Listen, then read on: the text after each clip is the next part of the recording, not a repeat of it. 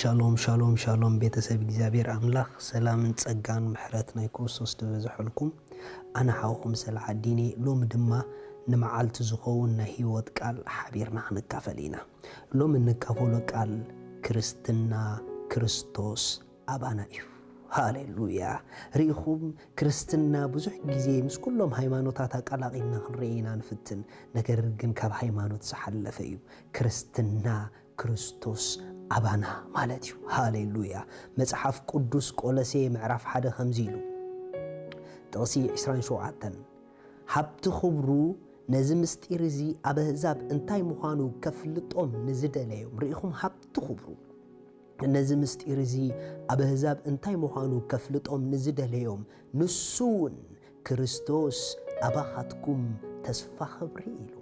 ዋው ሪኢኹም ክርስቶስ አባኻትኩም ተስፋ ክብሪ እዩ ናይ ክርስትና ህይወት ናይ ክርስቶስ ህይወት በአኻ ክትነብር ናይ ክርስቶስ ህይወት በአኻ ክትግለጽ ናይ ክርስቶስ ህይወትካ ኮይና ክትነብራ እዚ ክርስትና ክርስትና ማለት መለኮት በአና ክግለጽ ኮሎ እዩ ክርስትና ማለት ናይ ትሉዑል ህይወት አባና ክትረአ ኮላ እዩ ክርስትና ማለት ማይ ጂሰስ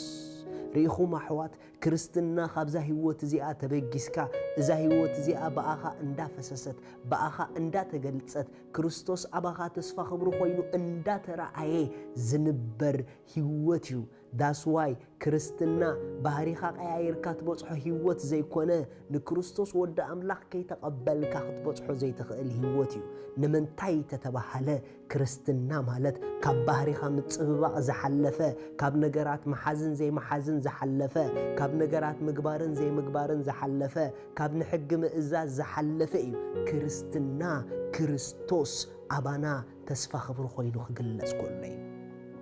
ሃሌሉያ ስለዚ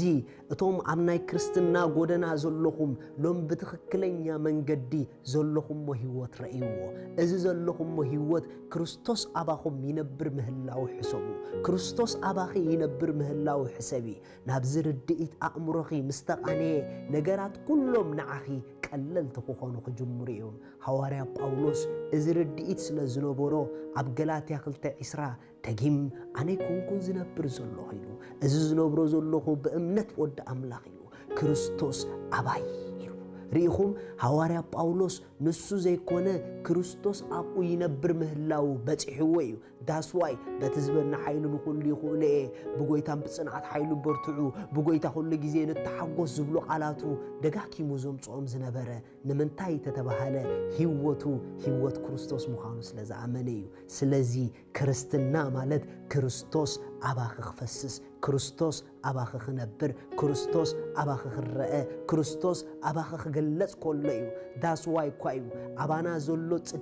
ጽድቂ አምላኽ እዩ ንምንታይ ተተባሃለ አባና ዘሎ ህይወት አምላኽ ስለዝኾነ ጽድቅና አምላኽ ቅድስናና አምላኽ ኃይልና አምላኽ ጥበብና አምላኽ ፍልጠትና አምላኽ ንምንታይ ተተባሃለ ኩሉም ብኩሉን አባና ዝረአ ህይወት ክርስቶስ ስለዝኾነ እታ አባና ሓዲሩ ዘሎ መንፈስ ንሱ ክርስቶስ አባና እዩ ስለዚ ሎሚ ደስ ይበልኩም ኣብ እምሮኹም ብትሓልፍዎ ዘለኹም ጎደና ንርእስኹም ጃጅ ክትገብሩ ትፍትኑ ንርእስኹም ዘንቅፈኩም ሓሳባት ኩሉ በዚ ድምጽ ዝጌርኩም ስበርዎ ኖ ኣነ ዝነብሮ ህይወት ክርስቶስ አባይ ተስፋ ክብሩ ኮይኑ ዝግለጸሉ ህይወት ይበሉ ክርስትና ማለት ክርስቶስ አባይ አባኺ አባኻ ተስፋ ክብሩ ኮይኑ ክግለጽ ኮሎ እዩ ስለዚ ካብ ምብላዕ ካብ ምስታይ ካብ ምትንካፍ ዘይምትንካፍ ሓሊፍካ ኣብ ክርስቶስ አባይ ዝብል ርድኢት በጺሕካ ንክርስቶስ አባኻ ግለጾ ሻሎም